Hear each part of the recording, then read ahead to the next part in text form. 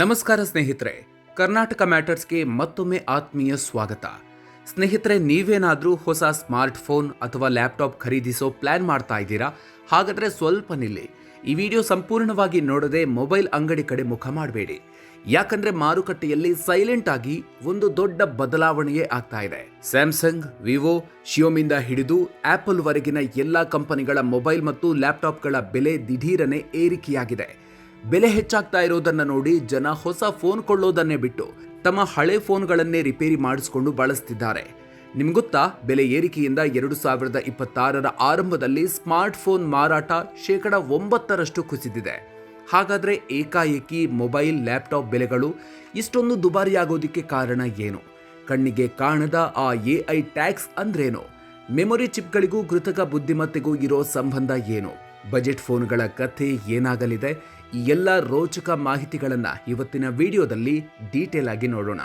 ಅದಕ್ಕೂ ಮೊದಲು ನೀವಿನ್ನೂ ನಮ್ಮ ಕರ್ನಾಟಕ ಮ್ಯಾಟರ್ಸ್ ಯೂಟ್ಯೂಬ್ ಚಾನಲ್ಗೆ ಸಬ್ಸ್ಕ್ರೈಬ್ ಆಗಿಲ್ಲ ಅಂದರೆ ಈಗಲೇ ಸಬ್ಸ್ಕ್ರೈಬ್ ಆಗಿ, ಹಾಗೆ ಬೆಲ್ ಐಕಾನ್ ಪ್ರೆಸ್ ಮಾಡಿ. ದಿಢೀರ್ ದುಬಾರಿಯಾದ ಬಜೆಟ್ ಸ್ಮಾರ್ಟ್ ಫೋನ್ಗಳು. ಸ್ನೇಹಿತರೆ, ಮೊದಲೆಲ್ಲ 15ರಿಂದ 20 ಸಾವಿರ ರೂಪಾಯಿಗೆ ಅತ್ಯುತ್ತಮ ಫೀಚರ್ಗಳಿರುವ ವ್ಯಾಲ್ಯೂ ಫಾರ್ ಮನಿ ಸ್ಮಾರ್ಟ್ ಫೋನ್ಗಳು ಸಿಗ್ತಾ ಇದ್ವು. ಆದರೆ ಈಗ ಚಿತ್ರಣ ಬದಲಾಗಿದೆ. 2025ರ ಅಂತ್ಯದಿಂದ ಬಹುತೇಕ ಎಲ್ಲ ಬ್ರ್ಯಾಂಡ್ಗಳು ತಮ್ಮ ಫೋನ್ಗಳ ಬೆಲೆಯನ್ನ 1000ರಿಂದ 3500 ರೂಪಾಯಿಗಳವರೆಗೆ ಹೆಚ್ಚಿಸಿದೆ. ವರದಿಗಳ ಪ್ರಕಾರ ಕೆಲವು ಬ್ರ್ಯಾಂಡ್ಗಳ ಬೆಲೆಯಂತೂ 40ರಿಂದ 50ರಷ್ಟು ಏರಿಕೆಯಾಗಿದೆ. ಉದಾಹರಣೆಗೆ ರಿಯಲ್ಮಿ ಫೋನ್ಗಳ ಬೆಲೆ 53%, ಒಪ್ಪೋ 41%, ವಿವೋ 40% ಹಾಗೂ ಶಿಯೋಮಿ ಫೋನ್ಗಳ ಬೆಲೆ 32%ನಷ್ಟು ದುಬಾರಿಯಾಗಿದೆ. ಇದರಿಂದ ಅತಿ ಹೆಚ್ಚು ಪೆಟ್ಟು ತಿಂದಿರೋದು ನಿಮ್ಮಂತ ಮಿಡ್ ರೇಂಜ್ ಅಂದ್ರೆ ಮಧ್ಯಮ ವರ್ಗದ ಗ್ರಾಹಕರು. ಬೆಲೆ ಏರಿಕೆ ಆಗ್ತಿದೆ ಅನ್ನೋದು ಸರಿ, ಆದ್ರೆ ಯಾಕೆ ಆಗ್ತಿದೆ? ಈ ಪ್ರಶ್ನೆಗೆ ಉತ್ತರ ನಿಮ್ಮ ಮೊಬೈಲ್ನ ಒಳಗಡೆಯೇ ಇದೆ. ಅದೇ ಮೆಮೊರಿ ಚಿಪ್ಸ್. ಯಾವುದೇ ಮೊಬೈಲ್ ಅಥವಾ ಲ್ಯಾಪ್ಟಾಪ್ ಕೆಲಸ ಮಾಡಬೇಕಾದ್ರೆ ಅದಕ್ಕೆ ರ್ಯಾಮ್ ಮತ್ತು ಸ್ಟೋರೇಜ್ ಚಿಪ್ಗಳು ಅತ್ಯಗತ್ಯ. ಈಗ ಮಾರುಕಟ್ಟೆಯಲ್ಲಿ ಈ ಚಿಪ್ಗಳ ಬೆಲೆ ಬರೋಬ್ಬರಿ 50ರಿಂದ 60ರಷ್ಟು. ಕೆಲವು ಚಿಪ್ಗಳ ಬೆಲೆಯಂತೂ 2ರಿಂದ 3 ಪಟ್ಟು ಹೆಚ್ಚಾಗಿದೆ. ಇದಕ್ಕೆ ಕಾರಣ ಆರ್ಟಿಫಿಷಿಯಲ್ ಇಂಟೆಲಿಜೆನ್ಸ್ ಅಥವಾ AI. ಹೌದು, ಈಗ ಜಗತ್ತಿನಾದ್ಯಂತ AI ಟ್ರೆಂಡ್ ನಡೀತಾ ಇದೆ. ಚಾಟ್ GPT, ಗೂಗಲ್ನಂತ ದೊಡ್ಡ AI ಕಂಪನಿಗಳು ತಮ್ಮ ಬೃಹತ್ ಡೇಟಾ ಸೆಂಟರ್ಗಳಿಗಾಗಿ ಹೈ ಬ್ಯಾಂಡ್ ವಿಡ್ತ್ ಮೆಮೊರಿ ಎಂಬ ವಿಶೇಷ ಮತ್ತು ಶಕ್ತಿಶಾಲಿ ಚಿಪ್ಗಳನ್ನ ಟನ್ಗಟ್ಟಲೆ ಖರೀದಿಸ್ತಿವೆ. ಜಗತ್ತಿನ 93% ಮೆಮೊರಿ ಚಿಪ್ಗಳನ್ನ ತಯಾರಿಸೋದು ಕೇವಲ 3 ಕಂಪನಿಗಳು: ಸ್ಯಾಮ್ಸಂಗ್, SK ಹೈನಿಕ್ಸ್ ಮತ್ತು ಮೈಕ್ರಾನ್.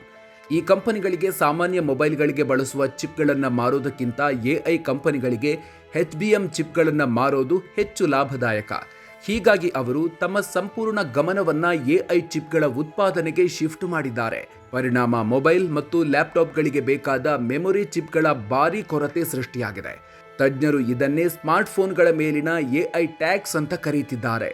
ಬ್ರ್ಯಾಂಡ್ಗಳಿಗೂ ತಲೆನೋವು, ಗ್ರಾಹಕರ ಜೇಬಿಗೂ ಕತ್ತರಿ.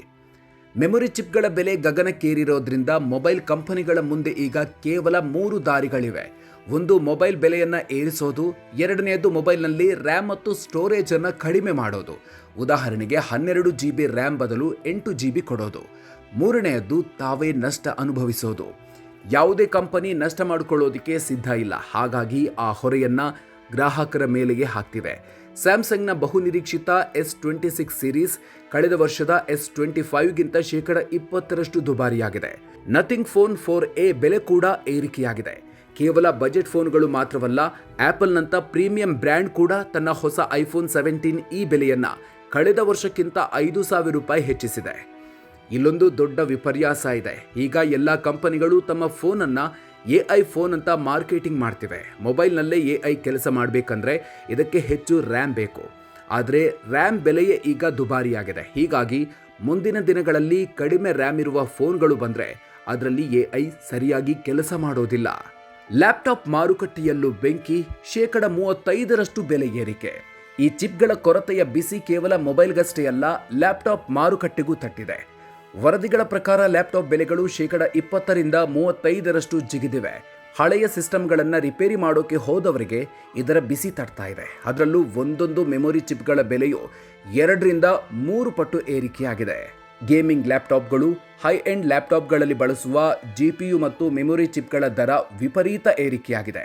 ಆಪಲ್ನ ಹೊಸ M5 ಮ್ಯಾಕ್ಬುಕ್ ಏರ್ ಬೆಲೆ ಕಳೆದ ವರ್ಷದ ಮಾಡೆಲ್ಗಿಂತ ಬರೋಬ್ಬರಿ 20,000 ರೂಪಾಯಿ ಹೆಚ್ಚಳವಾಗಿ 1,19,900 ರೂಪಾಯಿಗೆ ತಲುಪಿದೆ. ಡೆಲ್, HP, ಲೆನೋವೊ ಕಂಪನಿಗಳು ಕೂಡ ಬೆಲೆ ಏರಿಸ್ತಾ ಇದೆ. ಇದೇ ಕಾರಣಕ್ಕೆ 2026ರಲ್ಲಿ ಜಾಗತಿಕ PC ಮಾರುಕಟ್ಟೆ 8% 11% ಕುಸಿಯೋ ಭೀತಿ ಎದುರಾಗಿದೆ. ಇದೇ ಕೊರತೆಯನ್ನು ಬಳಸಿಕೊಂಡು ಆಪಲ್ ಕಂಪನಿ ಕೇವಲ 70,000 ರೂಪಾಯಿಗೆ ಮ್ಯಾಕ್ಬುಕ್ ನಿಯೋ ಎಂಬ ಅಗ್ಗದ ಲ್ಯಾಪ್ಟಾಪ್ ತಂದಿದೆ. ಆದರೆ ಇದರಲ್ಲಿ ಕಳಪೆ ಕೀಬೋರ್ಡ್ ಮತ್ತು ಕೇವಲ 8 GB ರ್ಯಾಮ್ ನೀಡೋ ಮೂಲಕ ಗುಣಮಟ್ಟದಲ್ಲಿ ಭಾರಿ ರಾಜಿ ಮಾಡಿಕೊಂಡಿದೆ. ಬೆಲೆ ಭಾರಿ ಏರಿಕೆ, ಗ್ರಾಹಕರಾದ ನೀವು ಏನ್ ಮಾಡಬೇಕು? ಸ್ನೇಹಿತರೆ, ಮಾರುಕಟ್ಟೆ ತಜ್ಞರ ಪ್ರಕಾರ ಈ ಮೆಮೊರಿ ಚಿಪ್ಗಳ ಕೊರತೆ ಮತ್ತು ಬೆಲೆ ಏರಿಕೆ ಸದ್ಯಕ್ಕಂತೂ ನಿಲ್ಲೋ ಲಕ್ಷಣಗಳಿಲ್ಲ. ಇದು 2027ರ ದ್ವಿತೀಯಾರ್ಧದವರೆಗೂ ಮುಂದುವರಿಯುವ ಸಾಧ್ಯತೆ ಇದೆ. ಹಾಗಾಗಿ ನೀವೇನಾದರೂ ಲ್ಯಾಪ್ಟಾಪ್ ಅಥವಾ ಮೊಬೈಲ್ ಖರೀದಿಸುವ ಯೋಚನೆಯಲ್ಲಿದ್ದರೆ ಕೂಡಲೇ ಒಳ್ಳೆಯ ಡಿಸ್ಕೌಂಟ್ ನೋಡಿ ಖರೀದಿಸೋದು ಜಾಣತನ.